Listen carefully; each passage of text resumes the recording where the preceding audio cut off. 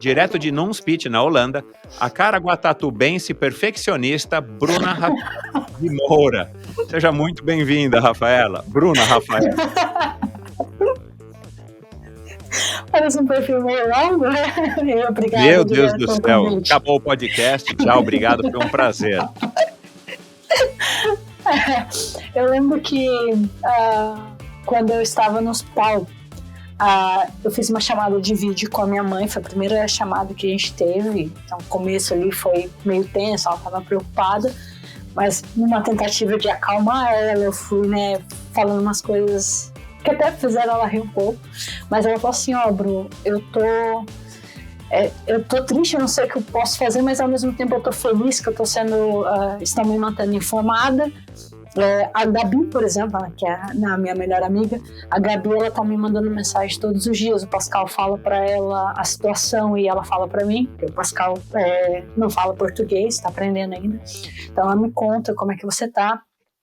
Isso me tranquiliza. Inclusive ela me ligou esses dias e ela falou, a gente estava falando um tempo, ela falou de algumas histórias de quando vocês viajavam juntas e ela me contou que vocês tinham um sonho de que a vida de vocês, na vida de vocês teriam história para contar, que vocês queriam ter muitas histórias para contar.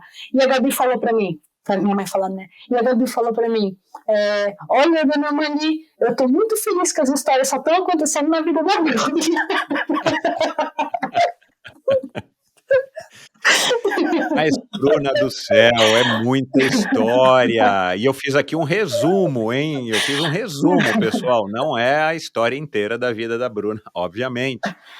Mas, só para deixar aí o ouvinte no contexto, a gente já está há mais de uma hora conversando e a gente começou a gravar agora, né? Então, assim, você tem história e eu quero passar por alguns aspectos dessa sua história. Quero agradecer aqui ao Adil, da Scott, também patrocinadora desse episódio, uma parceria muito legal que o Jean topou fazer comigo no ano passado, né? Porque a gente está gravando esse episódio no finalzinho do ano, mas só vai ao ar agora no comecinho de janeiro. E graças ao Adil eu tomei conhecimento da sua, enfim, sobre você e um pouquinho da sua história, e depois quando eu fui me aprofundando e a gente foi conversando nas semanas que antecederam aqui essa nossa conversa, eu fui descobrindo toda essa história que acho que já dá para escrever um livro, dá para fazer o roteiro de uma minissérie, né, no Netflix sobre essa tua história e tantos obstáculos que você, Bruna, está conseguindo enfrentar e pelo que a gente conversou e por essa uma hora aqui já de conversa antes de começar a gravar, você ainda se mantém otimista e crente, acreditando que esse é o caminho. Claro, senão você não estaria aqui, né? Você é uma mulher esclarecida, você não tem essa única opção, mas é uma história muito bacana e vamos lá, eu quero passar por diversos aspectos, mas para entender e deixar também um pouco mais claro, acho que a sua história ela não é tão conhecida assim da grande maioria, pelo menos dos meus ouvintes, e de novo foi aquilo que você falou, né? Se a gente der um Google no seu nome, vai aparecer a história do teu acidente, e foi um acidente gravíssimo, o motorista veio a falecer, inclusive no local, né? Foi um acidente feio numa autoestrada, e você felizmente sobreviveu, mas infelizmente foi o que acabou te tirando dos jogos, você que já estava com a vaga aí assegurada, ainda tinha acabado de passar pelo Covid, quer dizer, assim, foram diversas situações. Você está conseguindo se esquivar, né, com bastante sorte de alguma coisa que está querendo te tirar do teu caminho, né? Então, assim, é uma mulher que eu vou te falar, privilegiado é o Pascal. E por falar no Pascal, eu falei aqui que você está em Nunspeet, não sei se é assim que se fala, provavelmente não, é uma cidadezinha aí a 1 hora mais ou menos de Amsterdã. Então explica pra gente, né, o que você está fazendo aí agora no comecinho do ano e quem que é o Santo Pascal? Bom, o nome tá quase certo, Nunspeet. Nunspeet, tá bom. Pertinho. basicamente uma vila aqui, né? Não é um lugar muito grande, mas é um lugar incrível. Eu costumo dizer que é praticamente uma cidade dentro de uma floresta. Em tudo quanto é lugar tem árvores, as ciclovias, elas entram na floresta, para você ter uma ideia. A qualidade de vida aqui é muito boa. E para os treinos de roller ski é excelente, né? Que eu consigo fazer meus treinos ali dentro da natureza, o que eu acho o máximo. O Santo Pascal, coitado, ele, ele é. A gente está junto já há quase 5 anos, daqui a 2 semanas, completo 5 anos. Mas nós éramos melhores amigos antes disso, por quase 3 anos, como amigos, e depois iniciamos um relacionamento. No ano passado, em novembro do ano passado, eu consegui o visto para vir morar para cá. Então, eu vim um pouco antes da temporada se iniciar para poder assinar o que eu precisava assinar, pegar o meu cartão de residente, para não ter nenhum problema, já que eu, como brasileiro, eu ultrapassaria meus 90 dias aqui. E fui para a temporada, mas tanto nessa temporada como em todas as outras, ele foi meu grande suporte de qualquer necessidade que eu tivesse. Eu sabia que era só eu conversar com ele ali, ele seria a pessoa que iria me ajudar a me acalmar, ele seria a pessoa que iria me ajudar a resolver algum problema no momento. E eu amo a calma que ele tem, né? O Pascal, ele é autista. A gente não fala muito disso, mas é para você ter uma ideia de o quanto ele me dá um suporte. Ele é um autista, se você for imaginar para pessoas na situação como a dele, um pouco difícil lidar com o estresse algumas vezes, mas nesses 5 anos que nós estamos juntos, na verdade, nesses quase 8 anos que a gente se conhece, nunca houve uma situação em que eu era a pessoa a acalmar numa situação de estresse. Ele sempre teve um controle absurdo em todas as situações difíceis, e eu sempre fui explosiva aqui, não, mas isso tá errado, calma, a gente vai conseguir resolver, e aí me colocar no meu lugar também, de me ajudar a ver coisas de formas diferentes. Então, ele, não é que ele faz a minha cabeça, mas ele me ajuda a ver o que eu não vejo, ele me ajuda a entender o que eu não entendo, e isso me tranquiliza bastante, isso me ajuda a colocar as coisas no lugar. E fora também, claro, a parte de suporte na minha carreira esportiva, né? Ele, agora eu estou voltando a treinar, e hoje mesmo ele já estava ali como parte do meu treino, eu precisava coletar sangue para fazer teste de lactato, no treino de bike hoje. E tava um frio absurdo lá fora, mas ele tava lá fora com um aparelhinho esperando eu fazer a volta que eu precisava fazer para estar ali me ajudando, assim como vai fazer na semana que vem também. Sempre que eu preciso de qualquer coisa relacionada aos treinos, com ele. Eu tenho ele para tudo na minha vida, sabe? É uma pessoa incrível. Como você disse mesmo, pode parecer exagero, mas para mim é como um Santo Pascal. Pois é, então. Acertei, então, aqui na minha brincadeira, né? Porque pelo pouco que você falou dele, pelos posts que você faz no teu Instagram, e eu não sabia que era tanto tempo que vocês estavam juntos, mas só por esses últimos anos, ele enfim, ter se mantido do teu lado e ter te dado todo esse suporte para você estar assim, nesse astral psicológico hoje, eu acho que eu supus, né, que esse era um cara mesmo muito bacana, muito parceiro, e é isso, eu acho, né? Não conheço vocês, não conheço o relacionamento de vocês, mas eu acho que o relacionamento ele dá muito certo quando ele tem essa troca, né?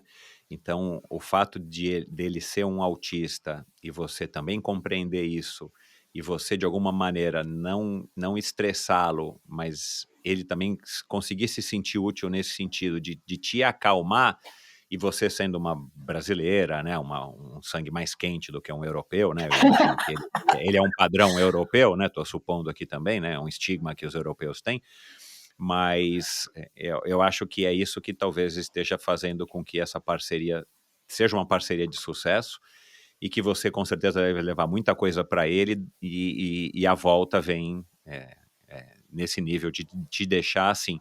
Agora, bacana, parabéns, porque não é todo mundo que tem esse privilégio, né? Não só de escapar tantas mazelas como você já escapou da sua vida, mas de ter, então, um parceiro como o Pascal à sua altura. Agora, foi ele quem introduziu essa questão de ficar montando quebra-cabeças no relacionamento aí de vocês, ou é uma coisa que você que levou para ele, ou foi uma coisa que os dois já tinham? Como é que é essa história do quebra-cabeça que eu te perguntei, né? Alguma curiosidade, alguma coisa sua? Você falou que vocês adoram montar quebra-cabeças. E é uma coisa que eu também adoro, embora hoje em dia não monte mais tanto. Tenho uma filhinha pequenininha com a qual eu monto, com a minha mais velha eu já montei, né? Mas eu não sei se eu cheguei a montar um quebra-cabeça de 9.000 peças, como você disse que tinha aí na sua casa, né? Como é que é essa história do quebra-cabeça, Bruna? Na verdade, é uma coisa mais cultural aqui na Holanda. Eles têm esse negócio, meio que uma obsessão por quebra-cabeça, né? É difícil você ir numa casa que os donos ali não têm pelo menos uns 5 quebra-cabeças de, no mínimo, 1.000 peças. E quando eu vim para cá a primeira vez, eles me deram um de 500 peças e eu achei o máximo. E eu montei muito rápido. Nossa, ela gosta disso. Aí já vieram com de 1.000 peças. E aí o Pascal até viu que eu ficava muito focada mesmo, queria terminar o quanto antes, ver tudo ali, tanto que ele falava, você parece uma criança brincando com isso, mas num bom sentido. E aí todas as vezes que ele sentia que eu tava me estressando um pouco, muito preocupado com alguma coisa, eu ganhava um quebra-cabeça. E já tem aqui em casa mais de 20 quebra-cabeças de mais de 1.000 peças, alguns de 2.000, alguns de 3.000 peças. Uhum. Inclusive aqui do lado do meu computador agora eu estou olhando para um que a gente montou de 600 peças, que é um pequeno até, mas com um formato diferente. É uma coisa cultural deles, mas que eu adoro. É um pouco daquela questão que eu te falei, do desafio, sabe? Que eu gosto de desafios e eu quero terminar isso aqui o quanto antes. Tanto que na segunda-feira agora eu começo com um tratamento com a psicóloga aqui na Holanda. Eu já tenho um psicólogo no Brasil, mas esse vai ser específico, que é para tratar exclusivamente sobre o meu trauma do acidente. E essa psicóloga, ela disse que pode acontecer de eu voltar para casa e eu ainda ter as mesmas sensações do momento da terapia, que a gente vai realmente entrar ali no momento da terapia. É um procedimento chamado EMDR, que é mais ou menos como uma hipnose, não exatamente, mas funciona um pouco dessa forma. Sim. Uhum. E ela disse que é comum que aconteça, então não preciso me preocupar, será que eu estou piorando, o que acontece, e ela quer que eu me distraia, que eu procure alguma coisa para me manter ocupada. Lógico que eu tenho que trabalhar, mas por exemplo, numa segunda-feira eu não trabalho, então seria um momento que eu ficaria livre, achar alguma coisa para fazer. E o Pascal já falou que tem um presente para mim, eu tenho certeza que é algum tipo de quebra-cabeça, alguma coisa assim. Caramba, ó, só tomara que não seja um quebra-cabeça de 51.300 peças que a Kodak lançou em 2020. Eu fiz uma pesquisinha aqui, porque eu gosto de quebra-cabeça, né? Ou uma que tem para vender nos Estados Unidos, numa rede de varejo lá chamada Costco, não tem aí na Europa, mas de 60.000 peças. Uau. Esses aparentemente são os maiores quebra-cabeças comerciais que existe, mas a Força Aérea Americana criou um de 1 milhão e algumas mil peças, só que é um quebra-cabeça virtual. Quem sabe ele está te dando uma entrada para você ter a chance de montar esse quebra-cabeça. Com certeza vai te manter ocupada pelo menos pelos próximos 40 anos, toda segunda-feira, viu? Se eu começar com esse, eu acho que eu não classifico para as próximas Olimpíadas. Mas veja bem, ó, vocês provavelmente não sabem, mas vai ficar aqui também um momento curiosidade. Já faz alguns meses eu fui impactado por uma notícia. Eu tenho uma newsletter semanal que eu envio toda sexta-feira para quem quer receber, né? É só entrar lá no meu site, já fica aqui o convite para você. Pascal ainda não entende português e eu não sei escrever em holandês, mas o ouvinte já mais antenado sabe e assina essa newsletter semanal. Toda sexta-feira eu envio um e-mail para os meus ouvintes, bem curtinho, com alguns assuntos, algumas curiosidades, como essa, por exemplo, que eu descobri faz alguns meses, do Campeonato Mundial de montar quebra-cabeças, que esse ano de 2022 foi na Espanha, bem no começo do ano, e tinham vários brasileiros participando, e aí tem categoria de equipe, tem categoria individual, e a história é montar quebra-cabeça mais rápido, seja em equipe ou individualmente. Eu só não me lembro agora qual é a quantidade de peças do quebra-cabeça, ou se você pode escolher, né, uma categoria, né, de 1.000, 1.500, 2.000 peças. Mas enfim, quem sabe vocês ainda podem fazer uma dupla no Campeonato Mundial, e vocês estando na Europa, fica um pouco mais prático para vocês viajarem, que vocês podem então aí rodar, principalmente os países aí da Polônia, acho que é mais para o leste europeu, participando desses campeonatos e montando quebra-cabeças, e quem sabe montar um quebra-cabeças em equipe no melhor tempo possível e ganhar alguma medalha, quem sabe depois das suas participações olímpicas também no Campeonato Mundial de quebra-cabeças. Já pensou? É interessante. Eu tenho certeza que a hora que eu falar para ele já vai começar a pesquisar a respeito. Eu vou colocar no post do episódio de hoje, lá no meu site, no Endorfina BR, os links para esses quebra-cabeças e para o Campeonato Mundial, e vou mandar para você aqui agora, logo depois da nossa conversa. Quem sabe fica aí um projeto em dupla que vocês tenham depois das suas participações nas Olimpíadas de Inverno. Mas bom, vamos começar a nossa conversa aqui, né? Tirando aí a brincadeira de lado. O que a dona Marli acha dessa história toda, né? A hora que ela estiver ouvindo esse episódio, ela vai ouvir essa pequena, longa introdução que eu fiz, é só uma parte, ela conhece a história a fundo, né? Mas às vezes a hora que você ouve, assim, né, um apanhado geral, você processa de uma maneira diferente. Como é que você acha que a dona Marli processa toda essa tua história aí da pequena Bruninha que nasceu lá em Caraguatatuba, né, e que está hoje aí em Nanspet, e passou por tudo isso e vai passar por muito mais coisas muito boas, né? Que você acha que ela vai estar dizendo agora nesse momento, depois ela está ouvindo essa introdução aqui do nosso papo? Eu acho que a minha mãe, ela sempre dizia: você quer abraçar o mundo com seus braços, você quer fazer tudo. E ela tinha razão, eu queria mesmo fazer tudo. Tanto que na época que eu decidi fazer o mountain bike, ela foi contra, mas não porque ela não queria me deixar tentar uma coisa diferente, não é isso, porque minha mãe, ela sempre me apoiou para todas as minhas decisões, assim, mãe, eu quero tentar isso, mãe, eu quero tentar aquilo, ela, né, sempre incentivou, vai. Mas para o mountain bike, ela se segurou um pouco, tanto que me levou 2 meses para convencer ela a deixar eu tentar, e aí sim eu comecei a trabalhar no quiosque para juntar o dinheiro e comprar a bike, só quando ela falou, não, tudo bem, você quer fazer? Vai. Porque ela tinha medo, ela falava, mas não, agora é uma coisa mais arriscada, os outros esportes que você fez até agora não tinha tanto risco, mas esse tem risco, não dá para eu deixar você fazer, e ela tinha muito medo. Não, mãe, não vai acontecer nada, eu vou usar capacete. Você tinha quantos anos, Bruna? Eu tinha quase 16. Aham. Eu vou usar capacete. Não interessa, você vai cair, você vai se machucar, eu não quero ver você machucada, isso vai me machucar também, aquela preocupação toda e tal. Até que um dia, mãe, deixa eu tentar, por favor, eu quero muito. Tá bom, se você realmente quer fazer isso, mas você sabe que a gente não tem condições de te ajudar, né? Você sabe? E a gente morava numa casa que era ali praticamente um cômodo só, sabe? A cozinha ali era juntinho com o quarto e era isso.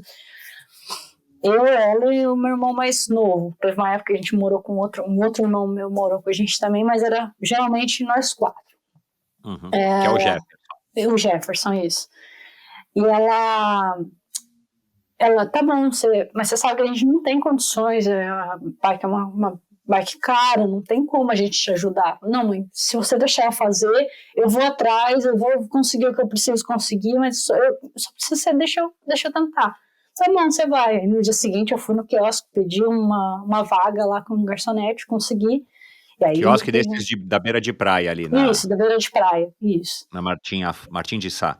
Isso. Aí consegui o dinheiro que eu precisava, comecei no mountain bike e deu certo, ganhei a primeira prova, ganhei a segunda prova. Peraí, o que tá acontecendo aqui? E aí meu pai já ficou super empolgado também, sabe? Quando a Jaque me ligou, pouco depois de eu participar do projeto dela em Minas, né? Que foi graças a um casal em Caraguá, o Luiz e a Cida, que me mandaram, eu mal conhecia eles, mas eles eram parte da equipe de Caraguá, mandaram um e-mail e falaram, Bruna, vai ter esse encontro aqui com a atleta, e eu não conhecia a Jaque na época também. E seria uma ótima experiência para você, se você se inscreve, se você for selecionado, a gente te leva lá, de Caraguá até Belo Horizonte. Cara, que legal! Aí eu me inscrevi e eu queria muito participar. Além de eu me inscrever, eu fui mandar mensagem no blog da Jaque, olha, me seleciona, porque eu vou te mostrar que vai ser uma escolha que vai valer a pena, que eu vou fazer o que eu precisar fazer para ter os resultados que precisar ter, e, sabe, disso empolgada mesmo. E aí ela acabou me selecionando, tanto que quando eu fui para a casa dela, numa segunda parte do projeto depois, ela falou, eu lembro que quando teve as inscrições, todo mundo mandou inscrições, mas aí a Bruna mandou uma mensagem no meu blog e falou, calma menina, calma, eu já vou te selecionar. Mas a minha mãe, ela sempre teve esse pensamento, sabe? A Bruna quer abraçar o mundo, mas num bom sentido, de que ela aceita isso, de que ela tem um certo orgulho disso. Eu fico feliz até por isso, né? No orgulho que ela tem. Quando eu classifiquei para as Olimpíadas e eu testei positivo, eu liguei para os meus pais. A hora que eu liguei, eles estavam na cama, e aí, né, eu nunca vou esquecer essa imagem. Eu liguei para eles, e aí eles todo felizes, assim, sabe, de olhar para mim no celular, acabou de ser anunciado, é oficial, você vai para as Olimpíadas, só que mãe, eu testei positivo. E eu comecei a chorar, sabe? A minha mãe já começou a desabar também, chorou. E meu pai pulou da cama, não fala para ninguém, não fala para ninguém. Espera resolver isso primeiro. Não tem como, já falei com a confederação, a gente vai ver o que consegue fazer. E aí a minha mãe, deu para ver o tanto que isso atingiu ela, porque ela sabia que era meu sonho, né? Meus pais sabem, todo mundo sabe que meu sonho era me tornar uma atleta olímpica, foi por isso que eu aceitei fazer a cirurgia cardíaca, né? Voltar e aí enfrentar o que eu precisava enfrentar para me classificar um dia para uma Olimpíada. Então, esse foi um momento que machucou muito ela. E no dia do meu acidente, quando eu liguei para minha mãe, ela me contou que no dia do meu acidente, meu pai chegou em casa, ele trabalha como Uber, ele foi mecânico praticamente a vida toda, agora ele está trabalhando como um Uber. Disse que ele chegou em casa e ela tinha falado o que aconteceu. A Camila da CBDN ligou para ela, contando do meu acidente, tentando acalmar ela. E aí meu pai falou para ela que ele estava mesmo preocupado comigo, porque ele não sabia de nada que tinha acontecido, mas ele não conseguia parar de pensar em mim. E ele voltou de madrugada no dia do meu acidente, foi praticamente o mesmo horário que aconteceu o meu acidente, considerando as 5 horas de diferença que a gente tinha na época. 4. E aí ela falou que ele, né, que ele ficou, que ele falou isso, que ele não conseguia parar de pensar em mim e tal, e assim, com o que aconteceu, o acidente, eu ter perdido ali a minha chance, depois de tudo, depois de, né, todos esses anos lutando pela vaga, depois de ter enfrentado tudo que eu precisei enfrentar para chegar ali, não só me desmoronou eles também, sabe? A minha família, ela não tem condições financeiras de me ajudar, eles nunca tiveram essa condição, mas eu sei que eles têm, que eu tenho o suporte deles, sabe? Isso para mim conta muito, você não pode fazer nada por mim, mas aqui você faz, sabe? Na mente, no coração, você tá ali demonstrando o seu orgulho, eu já fico feliz com isso. Então, eu sei que eu posso contar com eles e que cada conquista deixa eles felizes também. Você é parecida com a sua mãe? Não fisicamente, de jeito, assim, de cabeça? Se for contar pelo estresse, sim. Eu acho que Pascal já te falou isso, acho que eu sou tão explosiva quanto. De cabeça, eu acho que na minha família eu sou um pouco mais resiliente, né? Com todas as situações que acontecem, Eu já vi, não só minha mãe, mas outras pessoas da minha família também, que em algumas situações aquilo foi o fim. Mas isso é uma coisa que eu não peguei para mim, que eu sou mais... Agora, em questão de caráter, de tentar ser uma boa pessoa, eu tenho orgulho de dizer que eu acho que eu sou igual à minha mãe. E da onde que veio essa vontade de se tornar uma... Você estava querendo ser bombeira, que Uhum, também, né, é uma profissão que a gente associa a risco, né? Mas a tua mãe estava ok, porque era um projeto lá que você ficou 2 anos e depois o projeto acabou, mas o teu sonho ali naquele momento, você jovem, você tinha então o quê? 14, por aí, 15 anos, mais ou uhum. menos, né? Era ser uma bombeira, né? E que é uma profissão super legal, né? Super nobre, assim. Eu acho que muita gente, quando é garoto, né? Principalmente os meninos querem ser bombeiro em algum momento na sua vida. Eu já quis, mas é uma profissão muito nobre, né? E legal ter uma menina jovem como você era querendo ser bombeira.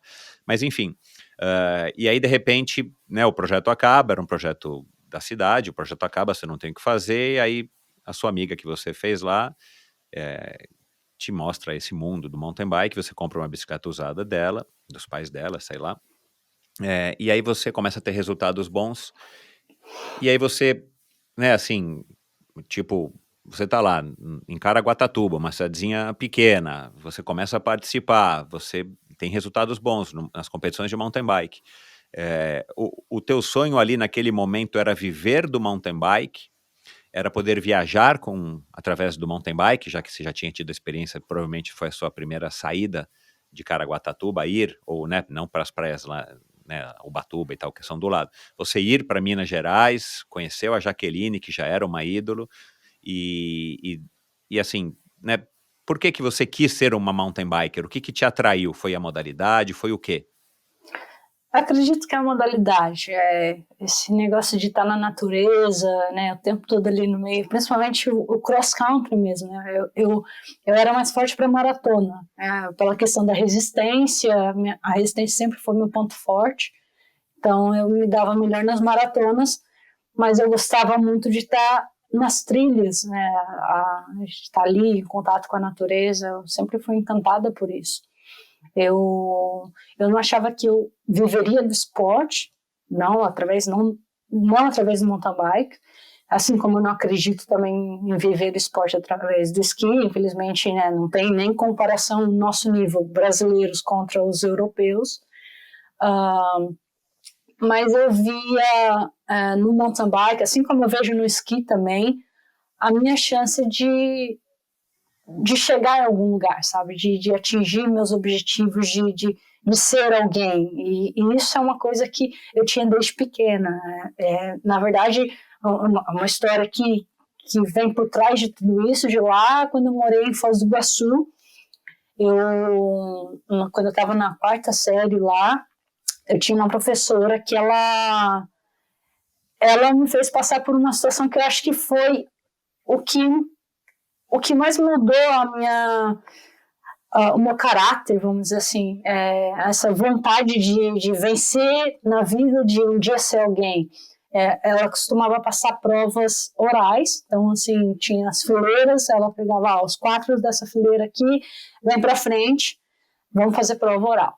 E aí ficavam os alunos ali na frente, e não era ela que fazia as perguntas, os outros alunos tinham que abrir o caderno e fazer alguma pergunta. E eu era nova na escola, não tinha muitos amigos, e um dos alunos falou, eu vou fazer pergunta para a Bruna. Tá bom. E eu lá esperando, ele perguntou, lembra até hoje, era novinho, mas não tem como esquecer esse momento. Falou assim, quais são os países da América do Sul que fazem fronteira com o Brasil e quais não fazem? Isso foi 4ª série, comecinho da 4ª série. E eu, e agora? São muitos países para lembrar. E o nível de educação lá no Sul, pelo menos lá em Foz do Iguaçu, era bem melhor bem mais alto do que o que eu estava acostumada na minha escolinha lá em Caraguá, né? E eu comecei a falar, falei os países que não fazem, comecei a falar os países que fazem, fui lembrando país por país, mas eu esqueci 2 países. E aí eu fiquei tentando lembrar, nada. Aí eu virei para a professora e falei, não lembro. Só que eu estava orgulhosa de mim mesma, porque eu tinha lembrado de todos os outros. Ela, você não lembra? Não lembro. Aí ela falou assim, vocês vão sentar. Bruna, você fica aqui. A hora que eles sentaram, ela começou, você é burra, você não sabe de nada, não sei o que você está fazendo aqui, essa escola não é pra gente como você não deveria estar aqui. E eu era uma criança, eu tinha 9 anos. Essa escola não é pra gente como você não deveria estar aqui. Por que você está aqui? Eles são muito melhores do que você nunca vai ser ninguém na vida, você nunca vai ter nada, você nunca vai chegar a lugar nenhum porque você é burra. E ela falava aquelas coisas assim, eu fiquei... Não tinha reação, sabe? E eu fiquei escutando aquilo e tal, e passando vergonha, não queria chorar na frente de todo mundo, mas me segurando ali e tal. A hora que ela parou, levou um tempo falando, a hora que ela parou, eu fui sentar. Eu sei que isso me marcou tanto que eu decidi que o que eu decidisse ser na vida, eu ia dar o meu melhor para um dia ser alguém, para escrever meu nome em algum lugar. Então, por exemplo, meus pais, eles não tinham condições financeiras de pagar uma faculdade para mim. Tá bom, eu vou estudar para o Enem, eu vou conseguir uma bolsa integral e vou fazer uma faculdade. E foi o que aconteceu, eu terminei meu curso de Educação Física. Quando eu recebi a proposta de mudar do mountain bike para o esqui, eu sabia que eu tinha que aprender inglês, mas a gente não tinha condições financeiras de pagar um curso de inglês. Então, a gente tem internet, então eu vou estudar o que eu puder estudar pela internet aqui. Foi até quando eu conheci o Pascal, num comentário dele no Facebook de uma prova minha, era uma ótima oportunidade de praticar meu inglês, fazer uma amizade com alguém aqui fora, né? E aí fui aprimorando. Hoje em dia eu falo inglês fluente. Foi a forma que eu aprendi o holandês também, estudando por conta. Mas sempre foi isso, sabe? De que eu quero chegar em algum lugar. Ela disse lá atrás, né, já tem quase 20 anos, que eu não ia chegar em lugar nenhum, que eu nunca seria ninguém. Não, eu quero ser uma atleta. Então eu vou ser uma atleta olímpica. Eu não vou ganhar medalha, eu não tenho condições de ganhar medalha, mas eu vou ser uma atleta olímpica, porque isso é o mais alto que um atleta pode chegar em sua categoria, nas Olimpíadas. E aí, com o mountain bike, eu vi essa oportunidade, principalmente porque tinha o Rio 2016, seria uma vaga garantida para o Brasil, então seria até um pouco mais fácil de conseguir a vaga, porque eu teria que disputar internamente. Então eu vou para as Olimpíadas. E aí foi no mountain bike, só que minha carreira no mountain bike durou um pouquinho, né? Durou 1 ano e meio, mais ou menos, e foi isso só. E aí quando eu recebi a proposta no esqui, pronto, agora eu tenho esse desafio, tenho que ir para as Olimpíadas no esqui cross country. Bruna do céu, você não sabe nem onde é que anda essa professora, você lembra o nome dela e tal? Será que ela soube da sua história, que você se classificou para os jogos e tal? Eu acho que ela nem lembra de mim, tá? Porque eu era aquela aluna. E você teve que voltar semana atrás de semana, né? Aula atrás de aula para ter aula com essa professora, coitada, meu. Eu sei que ela tá na mesma escola, eu pesquisei sobre a escola, né? Eu achei a página no Face até, e vi que ela é diretora na escola. Eu tinha comentado, né, com Pascal, falando, nossa, ela é diretora, imagina, coitado das crianças com, né? Você tinha que denunciar essa professora, mas você tinha que ligar para ela e agradecer. Falei, olha o que você fez comigo. Sabe que eu tinha um plano de fazer isso depois me das humilhou na Olimpíadas? frente de todo mundo, eu me senti a pior pessoa do planeta naquele momento, eu era uma garota, criança, e olha onde eu cheguei, você tem que falar isso para ela, meu. Essa mulher tem que saber disso. Por um tempo eu tive esse pensamento de eu vou classificar para as Olimpíadas, eu vou voltar lá e eu vou falar com ela. Aqui, ó, tá vendo a minha medalha de participação olímpica? Eu consegui, eu cheguei em algum lugar. Mas aí depois, principalmente com o acidente, com o que aconteceu, não é o mais importante. Eu acho que agora eu sei que eu quero realmente para as Olimpíadas, independente dela ou não, isso é uma coisa minha agora.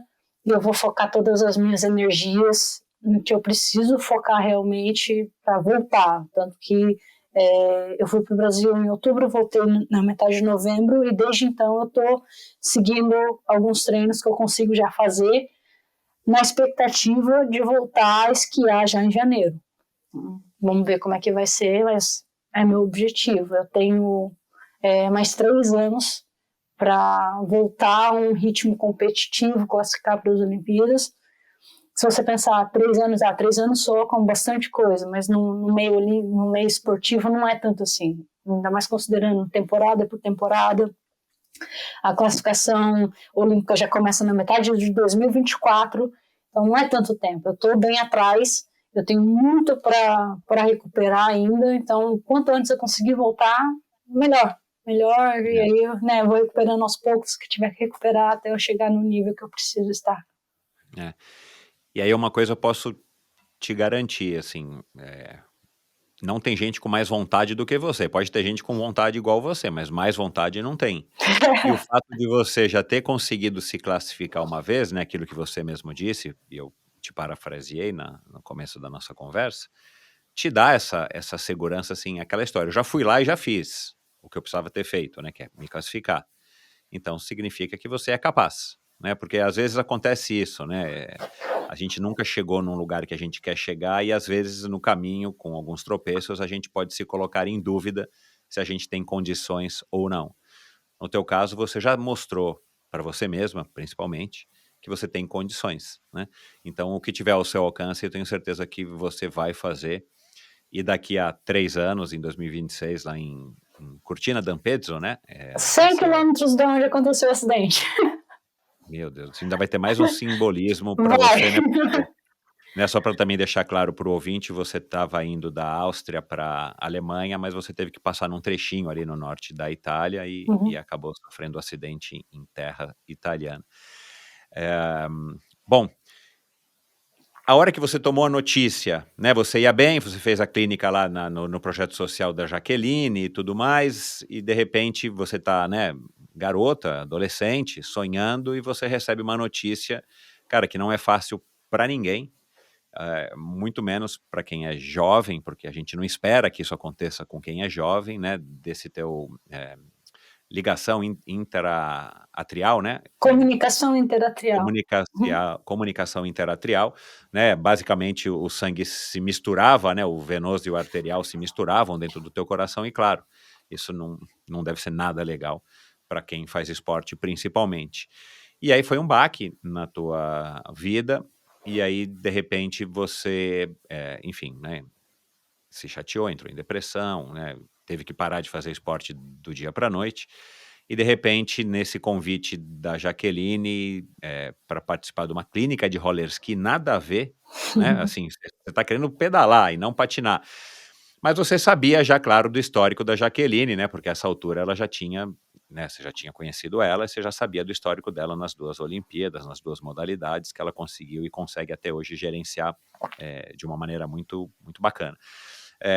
Você foi para a clínica de roller ski em São Carlos para conversar com a Jaque, ou você também tinha alguma curiosidade de falar assim, bom, deixa eu tentar patinar, porque até então você nunca tinha patinado, ou você já tinha pegado uma fase de patins lá no calçadão de Caraguá? Não, eu tive uma experiência só no patins, que foi inclusive na casa da Jaque, no Canadá, quando eu fui para participar, né, de uma fase do projeto MTB. Mas não foi uma experiência muito boa, eu caí, né? Então eu não tenho futuro nisso. Mas patins, não roller ski, isso, essa ida para São Carlos me proporcionaria uma primeira vez experimentando o roller ski. E eu tinha curiosidade. Mas você tinha curiosidade? Tinha curiosidade, mas o que me motivou bastante também ir para lá foi que a Gabi Neres, que é uma atleta na equipe também, desculpa, ela é minha melhor amiga, inclusive, eu vi na página do CBDN que ela também estaria lá, que na época ela já era parte da equipe. Eu, caramba, que legal, eu vou conhecer, eu vou poder ver a Gabi de novo. E a Gabi, coincidentemente, eu tinha conhecido ela no projeto da Jaque, no MTB. A Jaque fez esse projeto em 2010, e aí levou a Gabi, mesmo a Gabi sendo do patins, levou a Gabi para poder participar, para conhecer o mountain bike e tal. A Gabi não tinha interesse de fazer mountain bike, mas mesmo assim, legal, que bacana.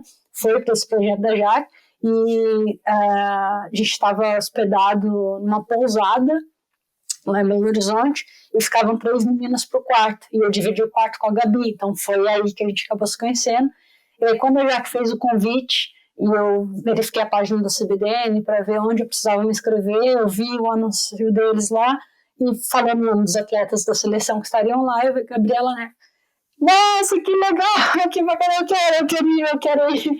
Não, foi bacana, até porque a Gabi foi uma pessoa muito importante nesse momento de depressão que eu enfrentei quando eu recebi a notícia e precisei me afastar do esporte, porque eu entrei num buraco negro, né? Eu não vi escapatória ali, eu estava muito triste, eu não conseguia, não tinha nem força para tentar sair daquilo.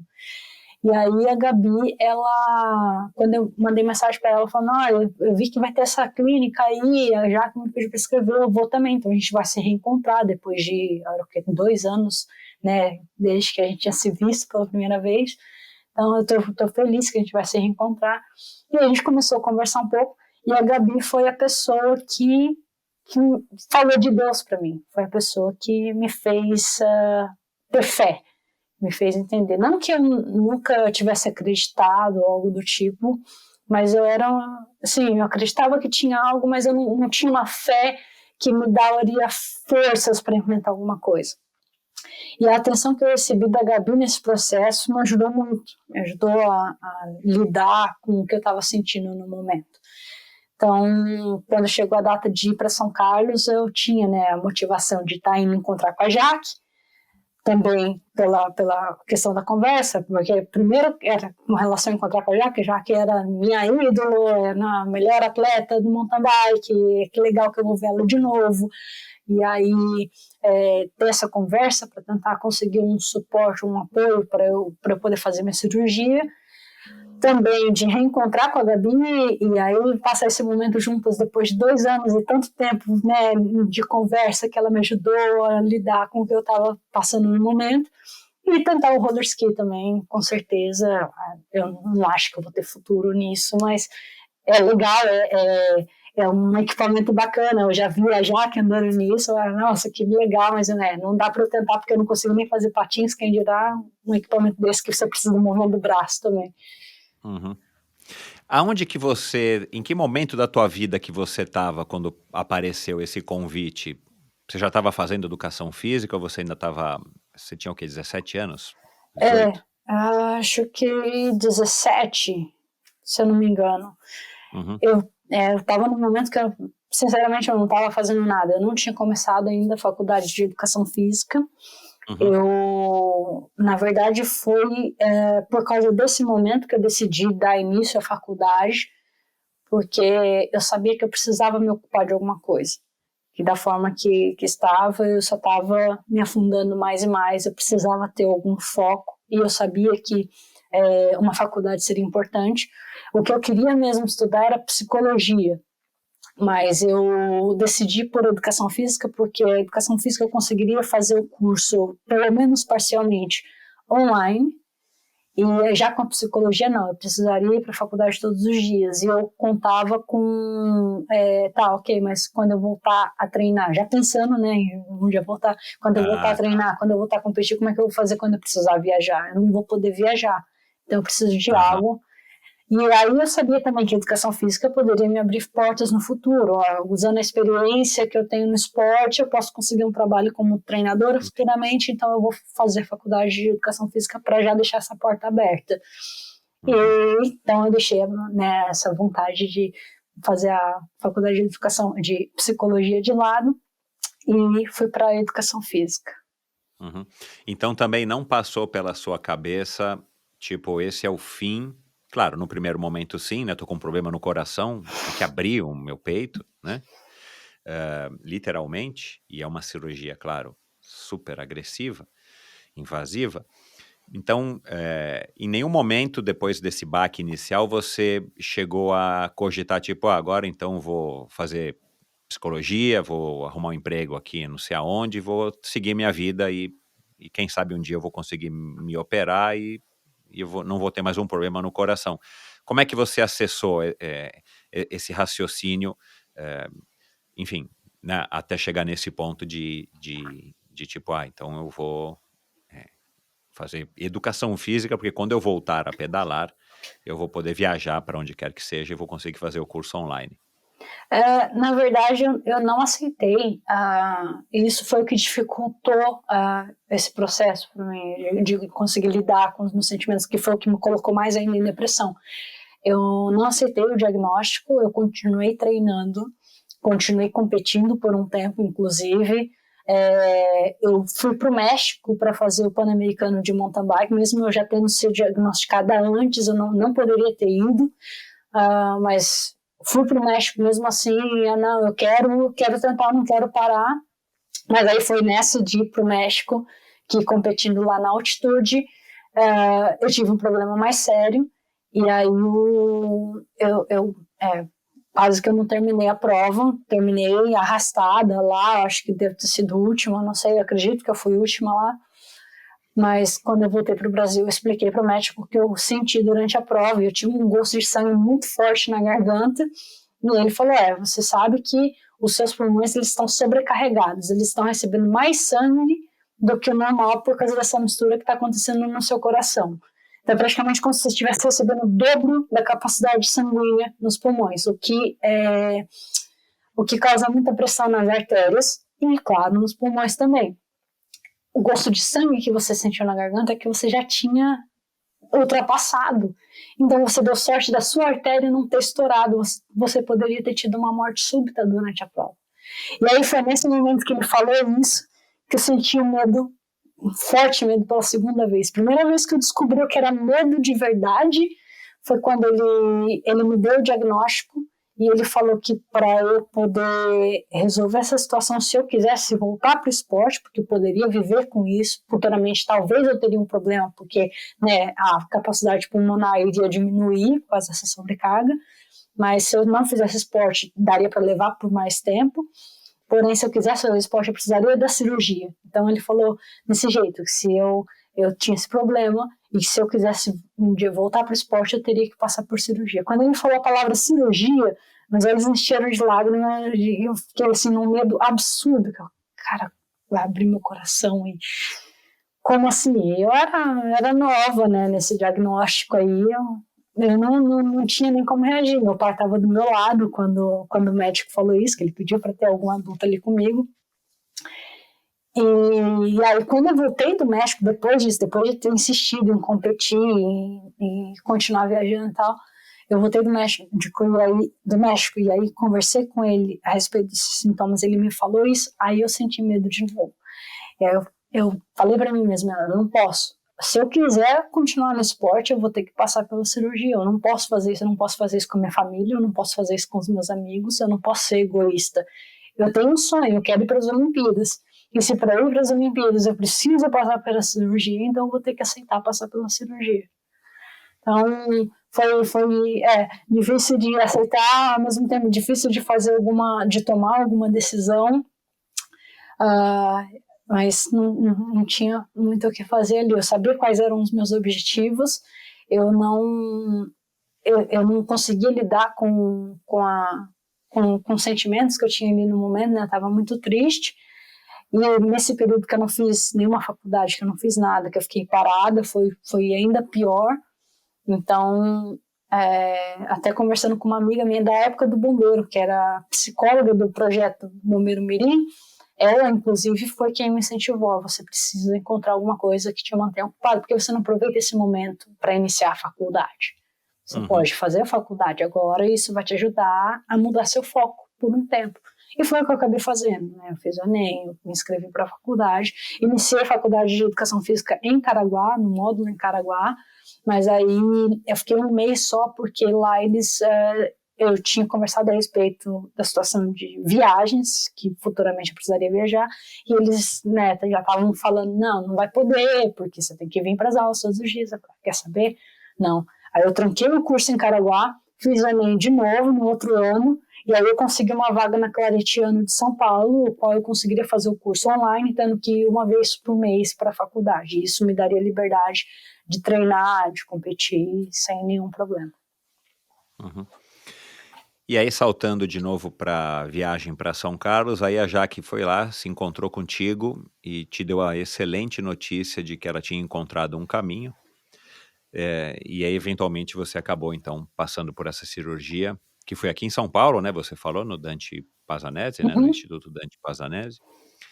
E aí, em 3 meses, você, né, você tinha um prognóstico que demoraria muito mais, mas em 3 meses você teve alta porque você acabou se recuperando muito mais rápido do que o previsto. E como é que foi receber essa notícia e subir na bicicleta pela primeira vez? Olha, na verdade, quando eu falei com a Jaque em São Carlos, a gente ainda não tinha. Eu tinha conseguido essa oportunidade no Dante Pazzanese, mas eles não iriam. Eles tinham voltado atrás, porque eu não tinha conseguido ir para a primeira consulta. Porque eu não tive condições de ir de Caraguá para São Paulo, não tinha ninguém para me levar, eu não viajava sozinha, e eu tinha pedido um carro na prefeitura, chegou no dia, eu não consegui. Então a gente perdeu essa oportunidade. Aí foi quando a Jaque falou da gente encontrar em São Carlos. Nós nos encontramos em São Carlos, conversamos para tentar conseguir um apoio com eles de novo. E aí o que a Jaque fez? Saindo de São Carlos, ela foi para São Paulo. Em São Paulo, ela foi pessoalmente no Dante Pazzanese, conversou com a pessoa que era responsável pela lista de pessoas que receberiam a prótese que eu estaria para receber. E aí praticamente suplicou para a pessoa dar uma segunda chance para ela, não foi por culpa dela que ela não conseguiu ver, ela explicou toda a situação, e ela fez tudo que ela podia ali, até que no final a pessoa falou, não, tudo bem, eu vou dar essa chance para ela, você tá aqui pedindo e tal. Então isso é uma coisa que eu agradeço muito a Jaque, sabe, que ela foi realmente atrás para conseguir isso para mim.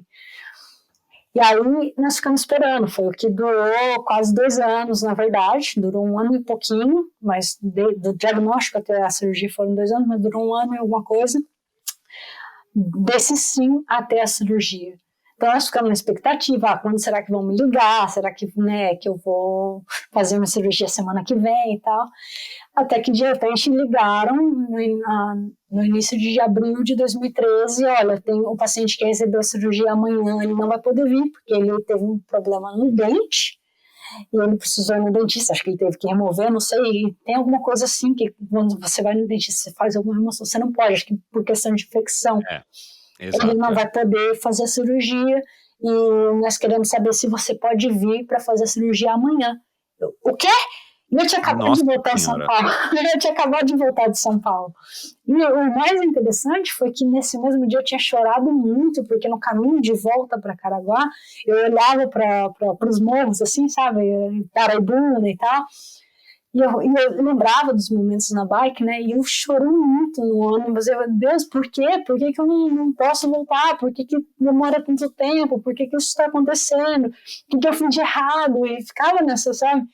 E aí eu cheguei em casa, eu continuei chorando bastante e tal, e cerca de 1 hora depois que eu cheguei em casa eu recebi essa ligação. Então foi uma coisa incrível para mim. Ela falou assim, mas eu preciso que você esteja aqui amanhã às 7 horas da manhã, em jejum, para fazer a coleta de sangue, para a gente fazer os exames com urgência, e você realizará a cirurgia a 1 hora da tarde. Tá, eu vou para aí agora. Aí eu nem sabia o que eu ia fazer, mas eu dei ok, lógico, vou dar um jeito. Aí eu liguei para o Leandro, né, que é da CBDN, que era ele que estava na clínica de roller ski, ele estava me ajudando na época, né, com alguns treinos de roller, que era para eu manter uma coisa mais fácil, pelo menos para eu estar envolvida ali, que foi como eu mantive meu contato com a CBDN. Eu falei, eu consegui a cirurgia, eles me ligaram, nossa, que bacana, Bruna, que legal que você vai poder fazer cirurgia, você vai poder voltar. Aí eu expliquei pra ele, falei assim, não, vem pra casa, você fica aqui, você vai daqui amanhã. Eu falei, sério, eu posso ir aí? Ele falou, não, pode, claro que você pode. Aí eu fui pra lá, no outro dia ele que me levou pro Dante Pazzanese, aí ainda ficou lá para todos os exames, depois para a cirurgia, ele estava lá ainda, sabe? Foi muito bacana. Os teus pais não foram contigo? Ou eles foram no dia seguinte? Não foram. Meu pai, ele só tinha uma moto na época, e isso foi uma coisa que eu fiquei chateada na época, mas pensando um pouco assim na personalidade do meu pai, eu meio que entendo, sabe, o medo dele, ele tinha muito medo de acontecer algum acidente no caminho, por ser moto, ou roubarem a moto dele, que não tem seguro nem nada. Eu ficava assim, mas é uma cirurgia cardíaca, eu preciso disso.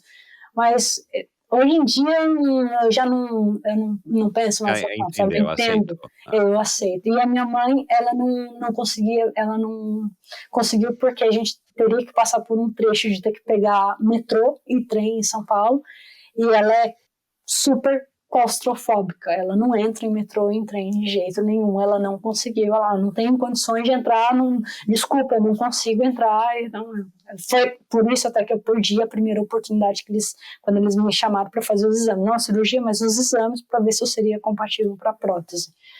Uhum. Então, eu já nem esperava mesmo que eu fosse ser acompanhada por eles para a cirurgia, mas eu também, para ser bem sincero, eu não me importava. Tudo que eu queria era fazer a cirurgia, saber que o pedacinho de metal estava aqui e pronto, agora é só uma questão de tempo. Mas e o medo da cirurgia? Foi um medo absurdo. Cara, né, não é um negócio, sei lá, vou tirar uma verruga. É.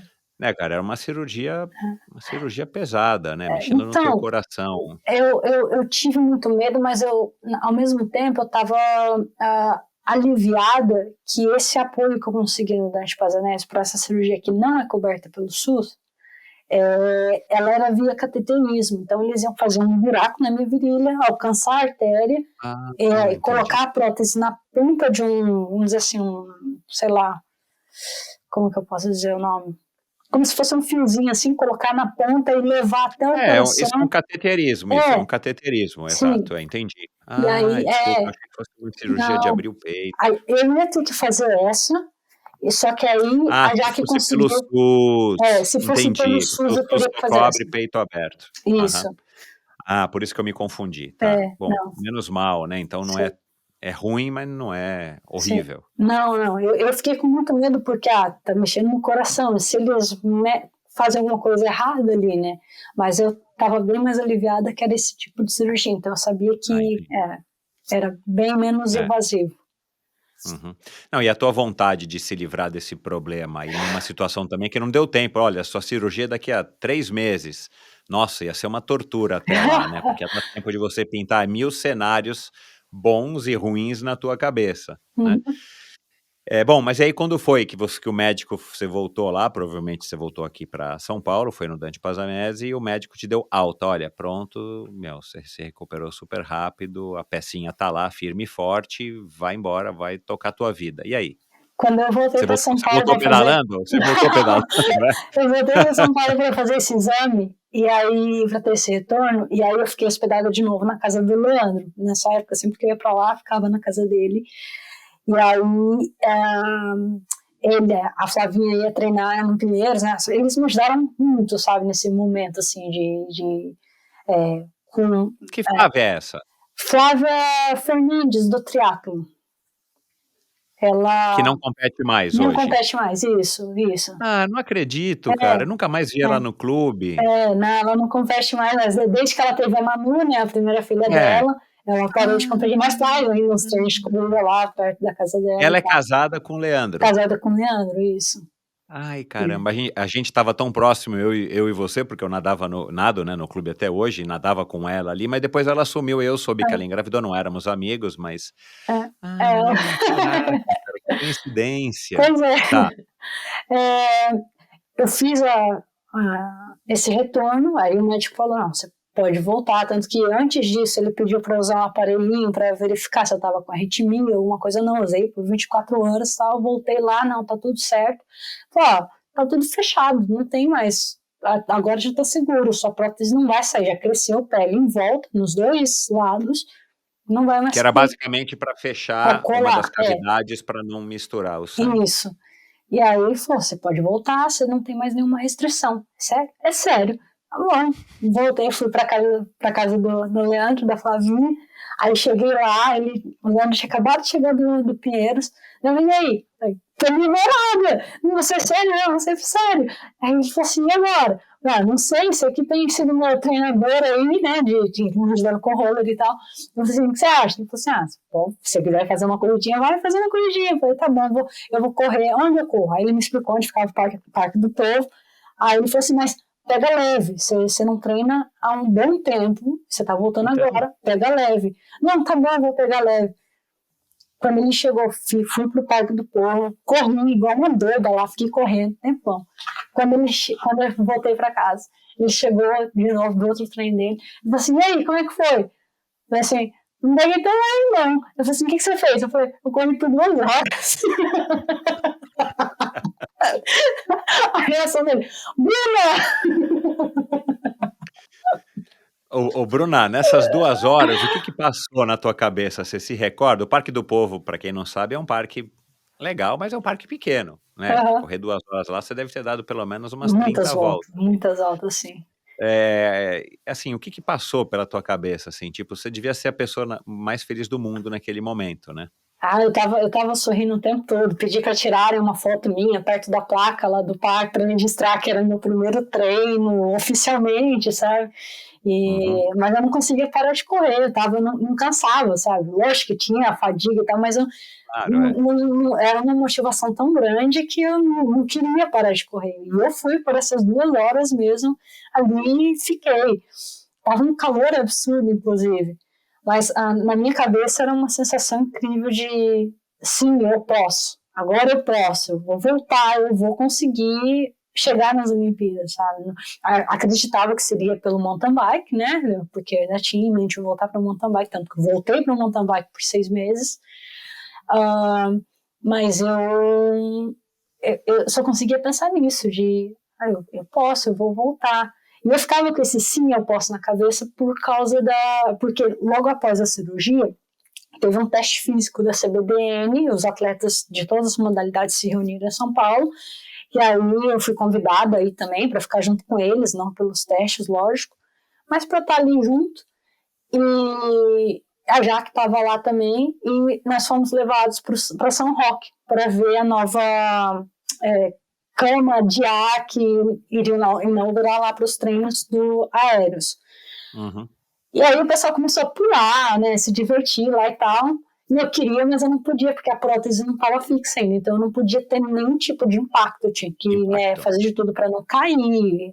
Eu tinha medo até de tossir na época. Depois disso, eles foram para a parte de alpino. Aquele de crianças pequenos mesmo, estavam lá. E eu olhava para eles assim, tipo, eu quero ir. A Jaque olhou para mim, ela olhou bem no fundo dos meus olhos mesmo. Foram momentos, eu acho que que eu nunca vou esquecer. De momentos nossos, assim. Ela falou assim, Bruna, você não pode. E eu queria chorar, porque, cara, eu quero fazer isso, eu quero fazer isso. Ela falou assim, você não pode, mas guarda todos esses nãos, porque um dia você vai dizer, sim, eu posso.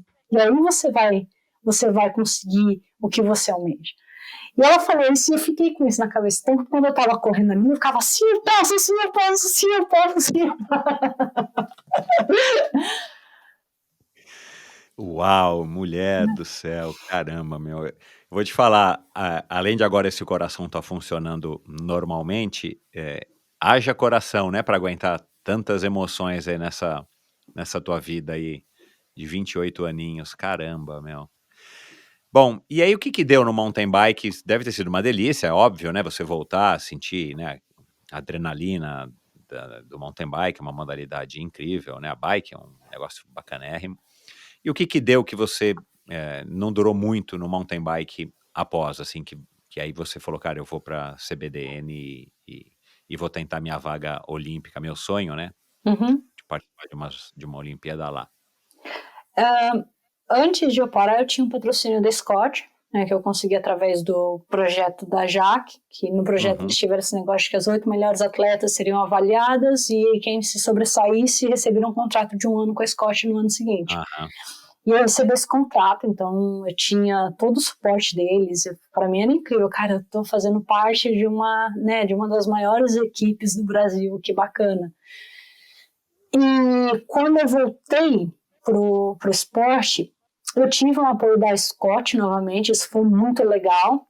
Eles me proporcionaram a bike para eu treinar, mandaram o quadro para eu poder montar uma bike melhor de competição. Então eu tinha alguma coisa ali para começar, mas eu não tinha outros apoios que eu tinha antes, e eu não tinha essa condição de ir para todas as competições, que seria muito caro eu sair dali de Caraguá para as competições nacionais e principalmente para as competições internacionais. Eu sabia que para ir para as Olimpíadas eu precisava fazer pontos lá fora também, porque, lógico, as atletas do Brasil fariam o mesmo, então eu precisava pelo menos seguir o mesmo esquema que elas. Então, apesar de eu ter tido o apoio, o suporte da Scott com o equipamento, eu não tinha mais nada, não tinha como, né? E eu sabia que estava muito em cima, ali já era final de 2013, não final, na época, na verdade, quando eu aceitei a decisão da CBDN, a proposta da CBDN já era início de fevereiro de 2014, e já tinha começado, né, disputa ali, quem que vai para as Olimpíadas e tal, não sei o que. Eu não ia ter condições para em 2014, 2015 viajar para fora e conseguir os pontos. Eu sabia que não teria como. Então, quando eu recebi essa proposta da CBDN, eu ponderei isso. Eu tenho uma chance aqui, né? E é um esporte totalmente diferente. E a pessoa que falou comigo, ela tinha, na verdade, me mandado mensagem para perguntar por que eu não estava mais mandando para eles um feedback de o que eu estava fazendo no roller e não sei o quê. E aí eu expliquei que era porque eu tinha voltado para o mountain bike, agradeci, né, por todo o suporte que eu tinha recebido ali, deixando eu participar dos camps da equipe, mesmo que fosse no ritmo mais lento para mim, só para eu estar ali junto, isso foi muito bacana, me ajudou muito. E aí, essa pessoa, ela me disse assim, que pena que você não está mais, né, no roller, mas se um dia você decidir que você quer tentar o esqui, tentar o roller e competir no esqui pela gente, a gente vai estar de portas abertas para você, vamos te dar todo o suporte necessário, vai ser muito bom poder contar com você. E eu achei isso muito bacana, porque, por exemplo, com a CBC, eu nunca escutei nada da CBC, nunca tive nenhum contato com a CBC. E aí a CBDN, eu tinha alguém falando, seria muito bom poder contar com você. Caraca, quem sou eu para ela estar dizendo isso, sabe? Eu achei bacana isso. Não, até porque até então você não tinha demonstrado nada, você era uma menina, uma ex-atleta com um problema cardíaco que patinou lá, Tanto que esquiou, né? na clínica em São Carlos, né, 2 anos antes, quase 2 anos antes, eu tinha explicado meu problema, porque a gente teve a clínica num dia, no outro dia ia ser a clínica só de manhã e depois ir embora no almoço. E aí o Leandro me ofereceu roller ski, bastões, bota e tal, para eu levar para minha cidade. E eu fiquei muito feliz com aquilo, só que eu falei para ele, olha, eu tô feliz demais que você tá me oferecendo isso, mas eu tenho que ser sincera, a minha situação é essa, eu, né, tava no mountain bike, tive que parar por causa desse problema cardíaco, provavelmente quando eu puder voltar, eu vou voltar para o mountain bike, então não é certo eu receber o equipamento, eu receber esse suporte, sendo que eu não tenho, não há expectativas de que eu vá fazer o roller ski. E aí ele falou, não, leva o equipamento para sua casa e vai brincando, vai fazendo alguma coisa leve, pelo menos se você futuramente decidir que você quer tentar o roller ski, dessa forma você já tem a técnica, se você for fazendo devagar, levinho, você já vai pelo menos ter uma base. Tá bom, legal. Aí foi que eu levei para casa, sabe? Então, assim, depois disso ainda ele me convidou para ir para São Paulo, para fazer alguns treinos com o projeto dele, eu fiquei envolvida. Então, quando eu recebi essa proposta, por mais que eu amasse o mountain bike, eu queria muito continuar no mountain bike, eu sabia que eu não ia ter nenhuma chance, mas no esqui eu teria alguma chance. Pelo menos algum suporte eu vou ter aqui, isso vai me ajudar. Meio óbvio, né, assim, você estava com essa vontade, com essa ânsia, e o esporte brasileiro realmente é deficitário em N aspectos, então de repente você viu um caminho ali mais óbvio, mais simples, no sentido de que estava aberto já para você, e você se agarrou com unhas e dentes. E aí, quanto tempo demorou para você se revelar, todos esses títulos aqui, que eu não li nem metade dos seus títulos, né, na apresentação, mas assim, quanto tempo que demorou para você também começar a se revelar um talento, um jovem talento, um recém-talento no roller ski, no biathlon, no cross country? Nesse mesmo ano, em 2014, nós tivemos a primeira edição do Circuito Brasileiro de Roller Ski. Quando eu recebi essa proposta dessa pessoa na CBDN, eu fiz um pedido, mas eu pensei a respeito, tinha conversado com a Jaque já, inclusive, pensei a respeito e eu decidi que eu quero tentar o esqui, mas eu posso pelo menos ir para essa competição de mountain bike que eu já estava escrita, que seria na verdade o meu retorno, mas pelo menos é uma despedida digna. Eu, não, óbvio, você vai, e aí depois a gente começa com os treinos de roller. Então eu fui para essa prova de mountain bike, eu estava liderando, eu tive um pneu furado, terminei em terceiro. Mas eu terminei assim chorando, sabe? De caraca, que despedida. Voltei, mas ao mesmo tempo, agora sim eu posso me despedir de uma forma correta. E aí eu fui pro roller ski e foi, acho que fevereiro, março, abril, maio, 4 meses eu acho, ou nem isso. A gente teve a primeira prova do Circuito Brasileiro de Roller Ski, foi a primeira edição. E eu ganhei as 2 provas. Foi uma prova de sprint no primeiro dia, uma prova de distance no segundo dia. Ou foi os 2 no mesmo, faz tanto tempo que eu não lembro, mas eu sei que a gente teve 2 provas. Caramba! E eu ganhei. Então aquilo, legal, bacana. Aí tivemos mais provas, eu ganhei algumas, a Gabi ganhou outras. E no final a gente terminou com a mesma pontuação. Então, alguém tem que ser campeã do circuito. Mas aí o que nós escutamos foi que ela seria campeã porque ela era a atleta mais nova. Poxa vida! Não importa, o que importa é que você teve um super desempenho. Sim, sim, mas foi bacana porque hoje em dia a gente até brinca com isso, né? Que até esse ano, até a edição de agora, eu tinha ganhado em todos os anos, exceto por esse que a gente empatou. E aí eu ainda brinco com ela, né? Eu falo assim, tá tudo bem, dá um ano pra minha melhor amiga, não sei o quê. Vai cagar, Bruno!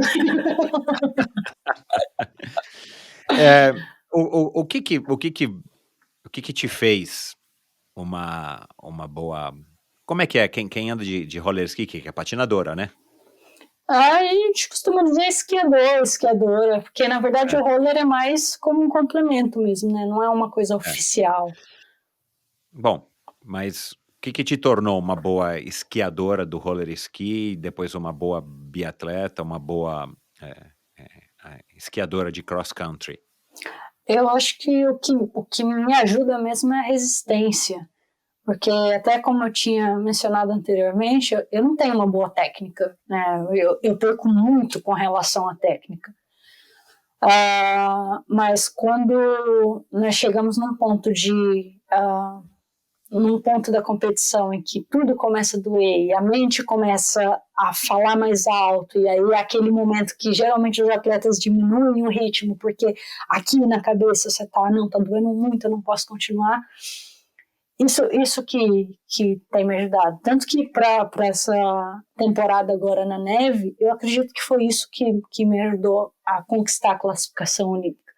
Porque com tudo que estava acontecendo e com todas as situações que eu precisei passar para garantir a vaga, eu ainda tive uma boa mente para continuar nas provas, para ter os resultados que eu precisava ter, para garantir que eu seria a primeira brasileira ali na disputa pela segunda vaga, que, como eu disse, a Jaque com certeza já teria a primeira vaga, né, que ela era mais forte que nós, então eu estava mirando a segunda vaga e eu sabia que a minha disputa era com outras atletas ali, não com ela, e eu tinha que ter certeza disso, de que eu garanti que eu conseguiria isso. Eu acho que foi esse ponto, a resistência física e mental com todas as situações, o que também me ajudou em outras competições de roller ski, outras competições na neve em outras temporadas. Eu acho que esse é o meu principal ponto. E aí, talvez nesses momentos de dificuldade, né, todo atleta passa, né, durante as provas e muitos, né, passam também antes, durante os treinos, porque as provas são a cereja do bolo, são aquele momento que você tem que desempenhar e são N fatores que estão em jogo ali, não só a sua capacidade, né, mas tem um pouco de sorte, tem um pouco de como é que estão os concorrentes, então você não controla tudo. Passa ainda pela tua cabeça a cena que você relatou agora há pouco da tal maldita professora lá de Foz do Iguaçu? Passa, eu lembro dela com frequência. Eu acho que esse episódio na minha vida é o que mais me impulsionou, na verdade, a colocar esse objetivo de que se eu vou fazer alguma coisa, eu tenho que chegar no topo do que eu vou fazer. No caso de ter decidido por ser uma atleta, chegar às Olimpíadas seria o topo para mim. Obviamente, isso é também um objetivo pessoal, não é só porque eu quero mostrar que ela estava errada, não é isso, mas isso me impulsiona também. Isso é uma questão pessoal, de que eu sei onde eu quero chegar e eu sei o que eu preciso enfrentar para chegar. Tem coisas que são muito mais difíceis, para ser sincera. Por exemplo, eu ainda tenho a chance de alcançar algo, e as pessoas que têm menos sorte do que eu em um acidente, né? Eu estou aqui agora, estou falando da vaga de 2026, perdão, mas poderia ter sido diferente, poderia ter sido não só o motorista, poderia ter sido eu também morrendo no acidente. E foi assim, eu tive muita sorte ali. Em qualquer outro lugar da van que eu tivesse sentada, eu poderia não estar aqui, sabe? Se eu tivesse na frente, o mesmo que aconteceu com o motorista teria acontecido comigo, porque o maior impacto foi no meio. Se eu tivesse do lado esquerdo da van, a mala de esqui, ela teve um impacto tão grande no vidro, com a pancada com o caminhão, que ela quase atravessou, ela quase saiu, ela quebrou o vidro do lado esquerdo e ela quase saiu. Se eu tivesse sentada do lado esquerdo ao invés do lado direito, seria minha cabeça, não seria o vidro ali, sabe? Tanto que meu braço mesmo, eu acredito que foi a mala de esqui que quebrou, porque não tinha mais nada à minha volta, só a mala de esqui atravessada na van. Uhum. Se eu tivesse um cinto, eu teria morrido, sabe? São coisas tão pequenininhas que teriam feito uma diferença enorme. E com isso eu penso que eu ainda tenho uma chance, eu tô aqui, eu ainda tenho um problema no meu pé por causa do acidente, eu ainda sofro de dores, tenho que enfrentar essas dores para conseguir treinar, mas eu posso treinar, sabe? Eu tenho essa oportunidade. Então, se eu ainda tenho uma oportunidade, eu ainda tenho uma chance de conseguir atingir o meu objetivo. E foi a mesma questão quando eu escutei sobre o problema cardíaco. Tá, eu tenho esse problema cardíaco, o médico já me deu um puxão de orelha pelo que aconteceu ali naquela competição, eu tenho que baralhar a mente, mas eu ainda tenho uma chance. Se eu fizer a cirurgia, eu posso voltar, eu posso buscar a vaga olímpica. Então, por que eu não vou tentar? Sabe, eu tenho, de certa forma, eu tenho sorte de ter a oportunidade de ter um jeitinho aqui ou outro ali de voltar e brigar pelo que eu quero, né? De como eu costumo dizer para as pessoas próximas, pegar meu balãozinho, né? Que é o que falta. Até o que eu falo, quando eu classifiquei para as Olimpíadas, eu estava segurando a cordinha e depois aconteceu o acidente e é como se, escapou de novo e eu vou ter que subir mais montanhas e buscar ele de novo até eu conseguir agarrar. E é isso, é uma montanha atrás da outra. Eu espero que essa tenha sido a última. E agora é continuar buscando, né? Com certeza você vai conseguir, Bruna. Eu não tenho dúvida disso. Não sei se para você isso é tão claro, mas eu imagino que o Leandro, as suas amigas, o Pascal, a família do Pascal, que apoia muito você, né? Pelo teu Instagram, eu vi que você faz aí alguns posts com eles e tal. Eu não tenho dúvida de que você vai conseguir. E aí você vai fechar um capítulo da sua história, é importante, fechar no sentido de conseguir esse grande objetivo e que tomara que seja o primeiro de muitos. Agora, para a gente caminhando aqui para o final, e a Jaqueline que te inspirou e te ajudou tanto, né? Eu estou aqui super perplexo no sentido de feliz, né? Que bom que a gente também tem pessoas como a Jaque, né? Que tem essa proatividade, essa vontade de ajudar ao próximo. E no sentido do esporte é mais legal ainda, né? Já que é o elo aqui entre eu, você e a audiência. Mas e por que não manter o mountain bike também como uma modalidade para quem sabe você conseguir se desenvolver, ainda mais agora, né? Você trabalha numa bike shop, você está na Holanda, né? E você pode usar o ciclocross, né? Nessa época que tá dureza de pedalar é, por causa do frio, mas você pode usar o ciclocross, você pode se aperfeiçoar no mountain bike, ganhar condicionamento físico, a exemplo do que faz a Jaque, né? Para você ter ideia, a primeira conversa que eu tive com a Jaque aqui no Endorfina, que deve ter sido 2018 comecinho, ela não ia voltar, ela estava só no esqui, né? Ela estava só nos esportes de inverno. E de repente, ela já devia estar tramando isso na cabeça dela e tal, né? E ela não se abriu aqui. E de repente eu começo a ver notícias dela de que ela estava voltando para o mountain bike, e acho que ela voltou, ainda foi campeã brasileira, se eu não me engano, né? Foi. Mas enfim, isso passa pela sua cabeça, você eventualmente já conversou com a Jaque isso é uma coisa que agora que você está, né, pelo menos oficialmente morando aí na Holanda, para que você também possa, quem sabe, seguir também os mesmos passos da Jaque no sentido de manter duas modalidades, né? Uma modalidade de verão e uma modalidade de inverno? Para ser sincero, eu adoraria. Eu assisto todas as etapas da Copa do Mundo, né? É um momento que a gente tem aqui. E eu me divirto com isso. Eu sinto muita falta, para ser bem sincero. Eu gostaria de estar lá, mas eu acho que eu não tenho talvez a mesma coragem que a Jaque teve de voltar. Porque, por exemplo, na minha época do mountain bike, não era tão técnico quanto hoje em dia. Hoje em dia você tem muitos rock gardens, é um absurdo. Você tem que saber o que você está fazendo ali, sabe? E eu não tenho nada dessa experiência. Então eu fico nesse receio de tentar e acabar me lesionando e isso me tirar do principal objetivo, que é classificar para uma Olimpíada, o que para mim é mais fácil agora através do ski cross country do que seria no mountain bike. Um dia, talvez, quem sabe por diversão, depois que eu me classificar para uma Olimpíada e competir, não só classificar, né?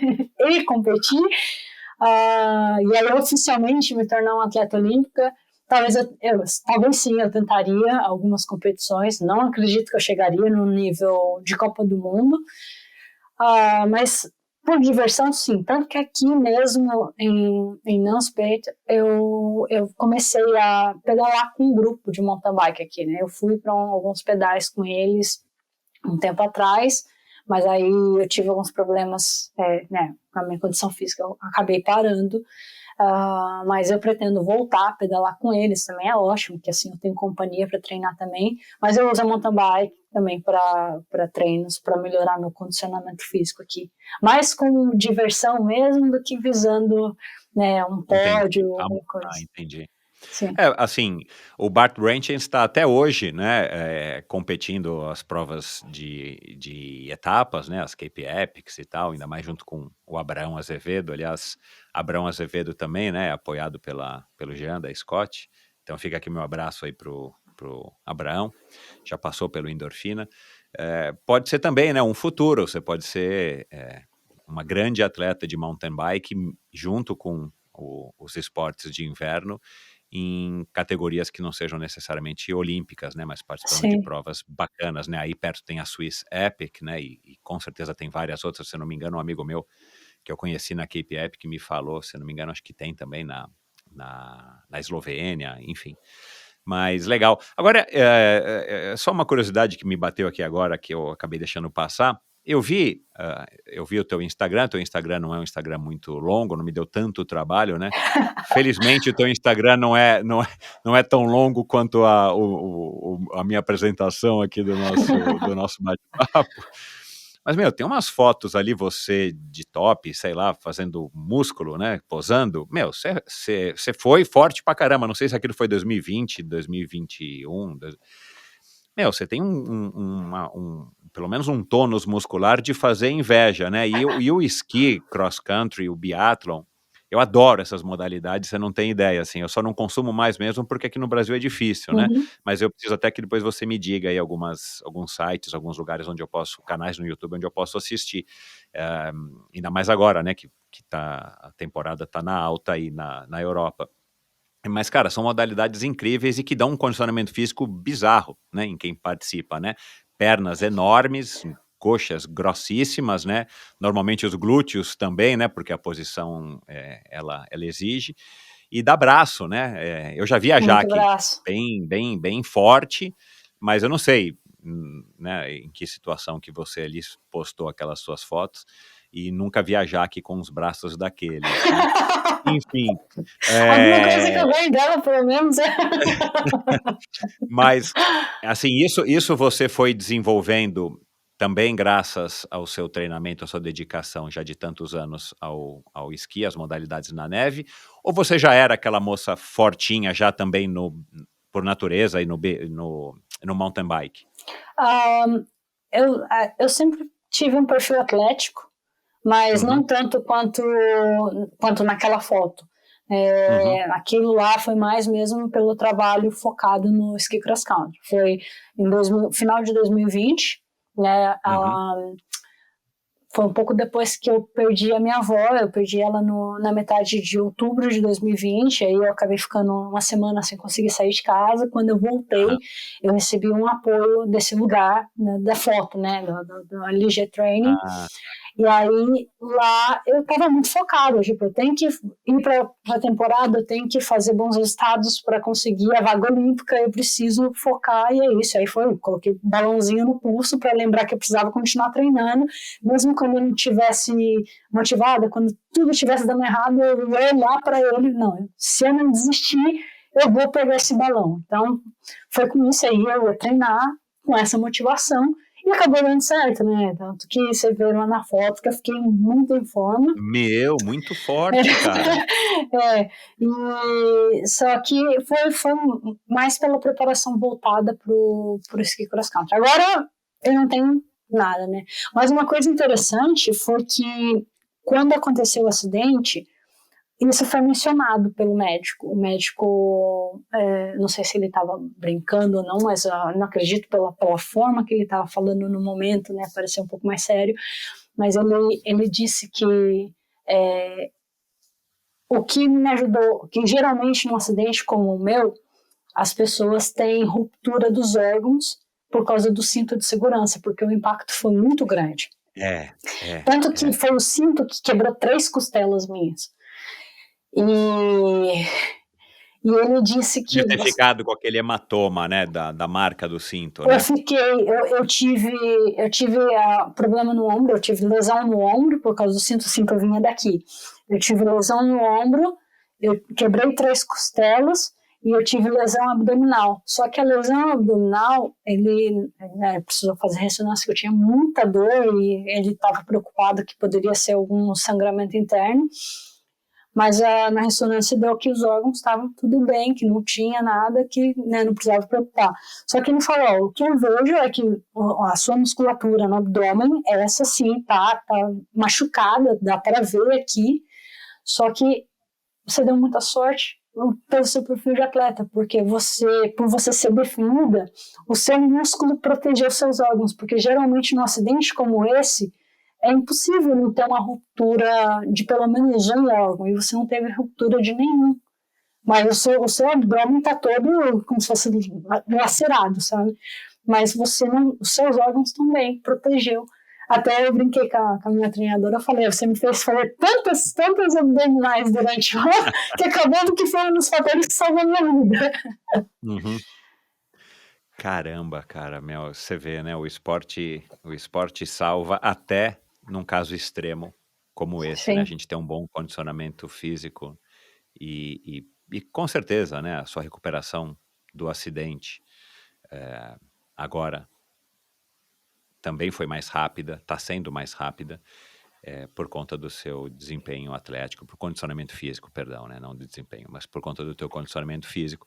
Agora, você falou agora no começo dessa tua fala, eu não tenho mais aquela força, já perdi tudo. Você tem, tá dentro de você, você só ainda... os seus músculos ainda não sabem, porque você tá voltando, né? Mas eu não tenho dúvida que daqui a pouco a gente vai ver de novo algumas fotos tuas no Instagram com aquele braço de fazer inveja que eu vou te falar, viu? Parabéns. Eu prometo que quando eu voltar aquela forma física eu vou postar. Não, você tem que fazer, faz já o antes e depois, né? Pede pro Pascal tirar uma foto de você hoje, a tua treinadora. Como ela chama? Biba, você falou? Baiba. Baiba. É. Pede pra Baiba tirar uma foto tua hoje e tirar uma foto tua a hora que você estiver no auge de novo. E pode apostar que o teu auge, de novo, vai ser mais alto do que o que você estava lá no final de 2020. Pode apostar. Porque essa força tá dentro de você, ela não tá no músculo, ela tá aqui na tua cabeça, né?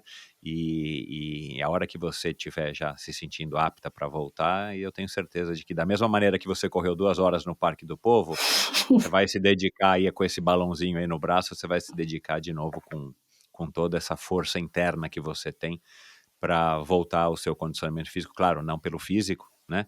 Mas pelo que o físico vai te levar a conquistar de novo aí na sua carreira.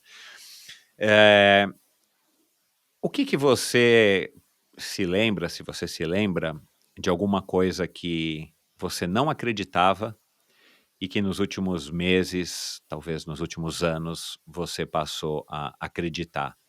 Você mudou na tua cabeça e você falou, cara, agora eu acredito nisso. Você consegue se lembrar de alguma coisa? Essa é uma boa pergunta. É difícil. Eu acho Ou que vice-versa, alguma coisa que você não acreditava e que agora você passou a acreditar?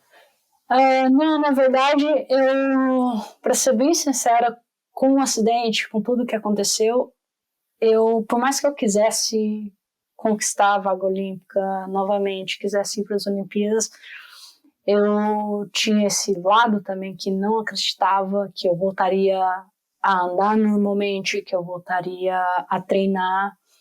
E agora nós estamos há 11 meses do acidente e eu já estou treinando, estou com planos para competir já em janeiro, sem nenhuma expectativa de resultado, Claro, para mas voltar, né? sim, só para voltar a ter experiência. Eu sei que lá eu vou ser a última nessas competições, mas eu quero estar ali, sentir essa experiência. Outra coisa também que eu fiquei muito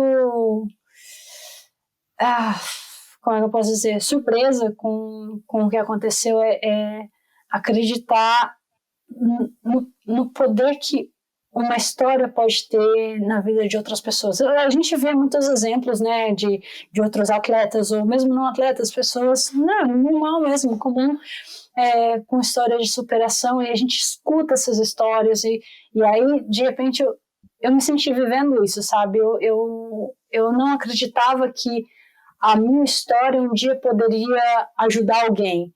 E foi o contrário. Até hoje eu recebo mensagens de algumas pessoas falando, olha, eu vi sua história e isso está me motivando a continuar.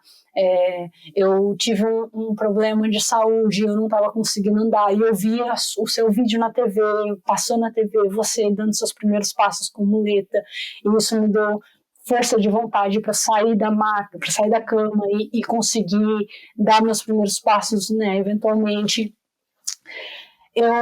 O que eu passei a acreditar com tudo o que aconteceu de ruim é que realmente tudo tem um motivo, sabe? A gente não sabe porque, eu, para ser bem sincera, eu sou cristã, e às vezes eu pergunto para Deus assim, tá, tudo bem, eu e a Gabi a gente falava lá que queria ter um monte de história e tal, mas chega, né? Já deu, tem bastante história, ela tem razão, e acho que agora eu quero viver um pouquinho das coisas boas também.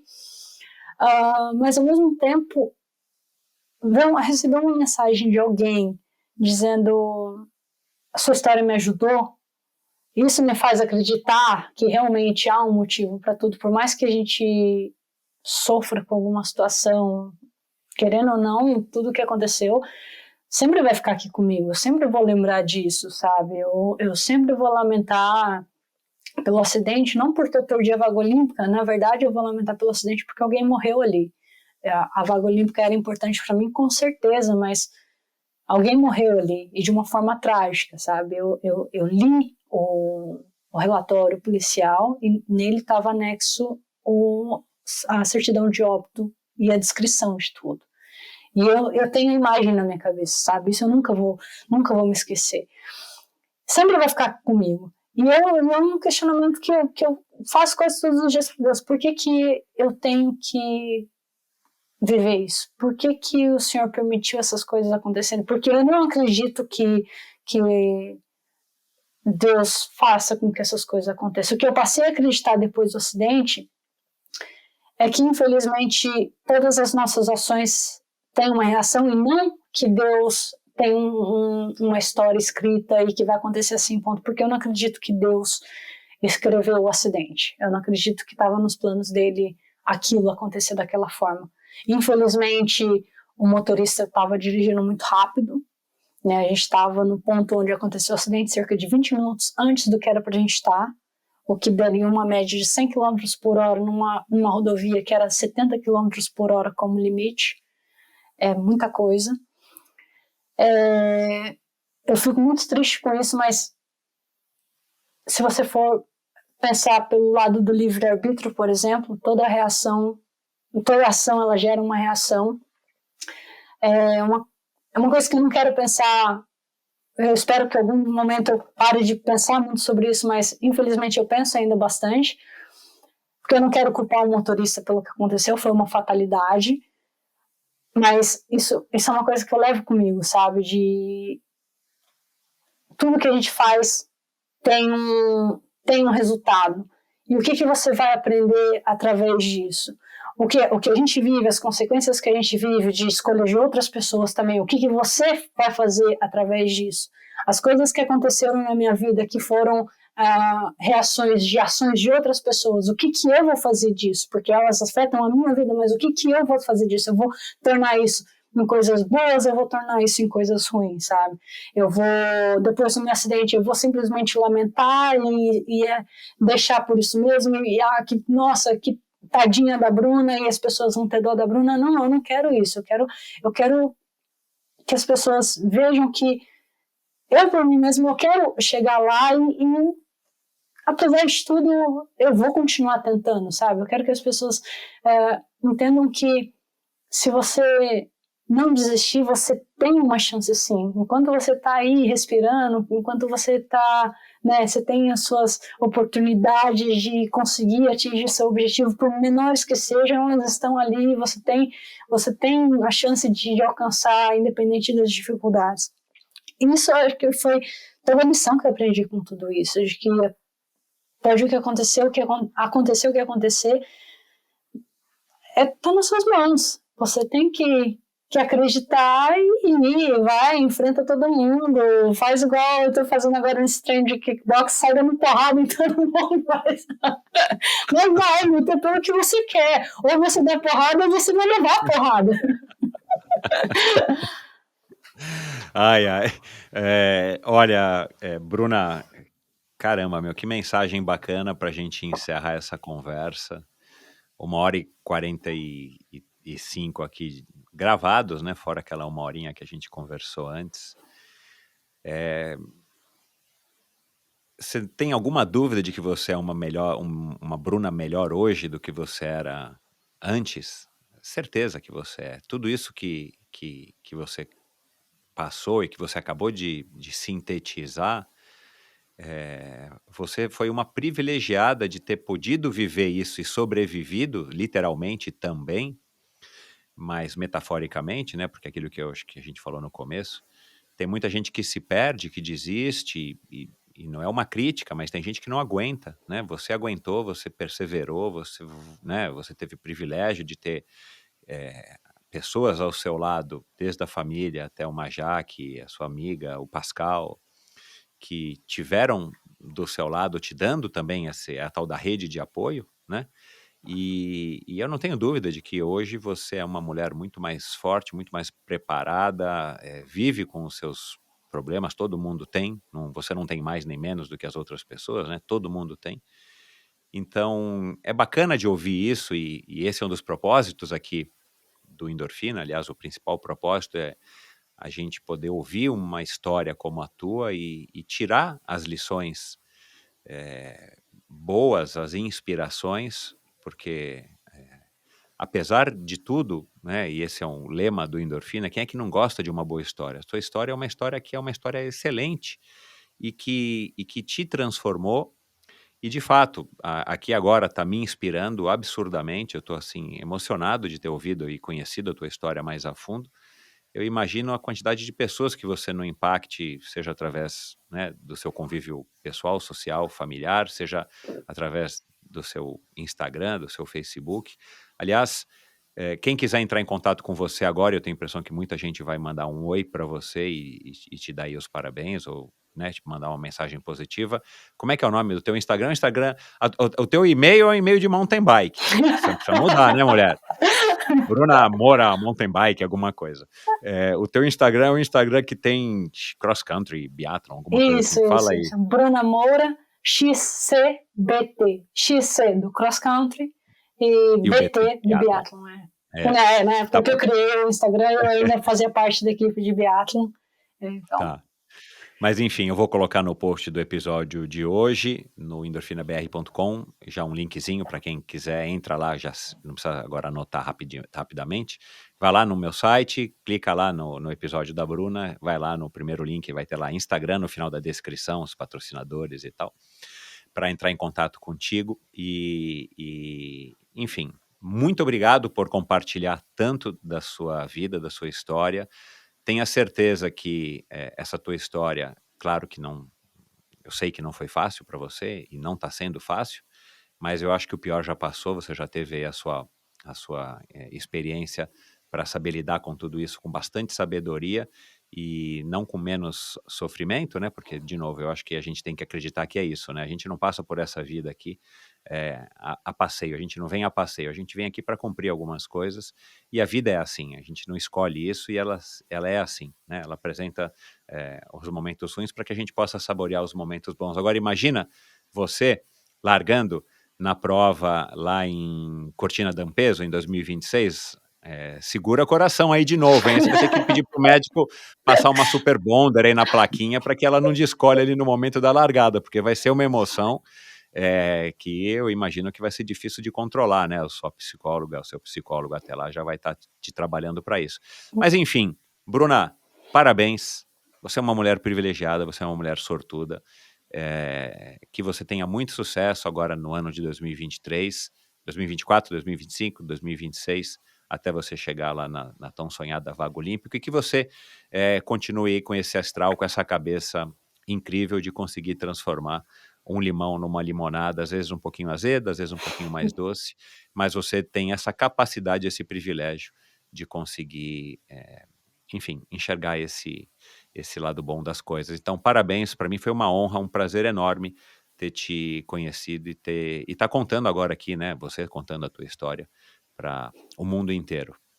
A honra é minha. Não tem nem palavras para agradecer por esse convite, agradecer o Adil pela indicação. Obrigada, Adil. Obrigado, Adil. Sem palavras para agradecer essa oportunidade de estar contando um pouco da minha história. Eu espero que ela venha ajudar outras pessoas também, né? Cada pouquinho que ela ajuda uma outra pessoa, eu já fico contente.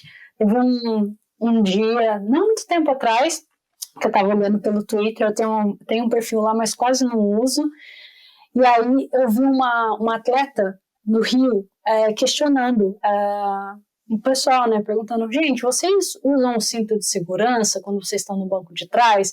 Eu fico indignada, eu fico brava quando eu entro no Uber e o cinto tá para dentro, que indica que as pessoas não utilizam, né? E aí teve uma pessoa que eu não sei, não faço ideia quem que era, e essa pessoa, ela falou assim, acho que é uma adolescente, pelo que eu vi, ela falou assim, eu com certeza eu uso, principalmente depois que eu vi que foi o cinto de segurança que salvou a vida da nossa Bruna Moura. Minha filha, uau! Como assim? Caramba! Será que eu conheço essa menina, né? Porque tá... nem nada. Aí eu comentei, falei, se eu sou essa Bruna Moura que você tá falando, você não imagina o quanto a sua postagem encheu meu coração. Aí ela replicou lá, falou que era de mim mesmo que ela estava falando, que ela sempre coloca o cinto depois que aconteceu e tal. E aí teve um momento que ela falou que ela gostaria muito de um dia me conhecer pessoalmente. Caraca, eu falei para os caras, pelo menos desse acidente, uma conscientização importante, né? O cinto de segurança. Olha que bacana, eu nem conheço, né? Eu não conheço a pessoa. Então, pequena diferença, sabe? Pequenas coisinhas assim que façam uma diferença na vida das pessoas, para mim já é o suficiente. Então, ter a oportunidade de falar aqui da minha história no seu podcast, que é tão conhecido, né? É uma honra para mim. Então, eu que te agradeço por esse convite. Obrigado, Bruna. E, de novo, um bom ano para você. E fica aqui a mensagem: usem cinto de segurança, capacete, banco de trás, banco da frente, para dar uma volta no quarteirão, onde quer que seja, né? Muita gente anda de bicicleta que ouve endorfina. A gente precisa, sim, estar atento a esses pequenos sinais de que a gente pode, pelo menos, evitar coisas piores, né? Sim. Enfim, um bom ano para você, saúde, manda lembranças pro Pascal. Esse cara é um cara privilegiado também.